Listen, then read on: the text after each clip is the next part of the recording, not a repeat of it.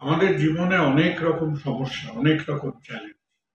তো তার মধ্যে কি আমাদের বাইরের থেকে কোনো সমস্যাকে নিজেদের টাকা পয়সা খরচা করে শরীরে ঢোকাবার কোনো দরকার আছে? একদমই নেই।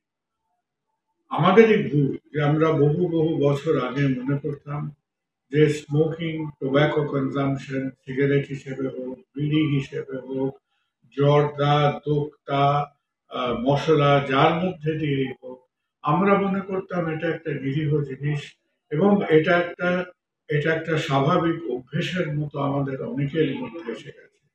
আমরা আমাদের ভুল বুঝতে পেরেছি এবং এটাও বুঝতে পেরেছি যে কত হাজার হাজার মানুষ এবং কত লক্ষ লক্ষ পরিবার আজকে কারো হার্টের অসুখ, কারো ক্যান্সার, কারো ফুসফুসের দুরারোগ্য সমস্যা নিয়ে শুধু যে শুধু যে তাদের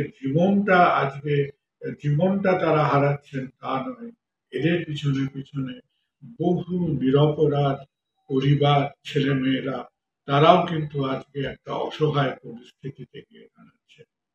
নিজেদের ভুল নিজেদের ঠিক করতে হবে এবং আমরাও মনে সে সাহসটা নিয়ে এগিয়ে যাই এবং আপনারা সবাই আমাদের কাছে থাকলে আমরা সবাইকে জনে জনে বলে নিশ্চয়ই চেষ্টা করব যাতে এই বদ অভ্যাসটা যত তাড়াতাড়ি পারা যায় তত তাড়াতাড়ি যেন ছাড়া যায়।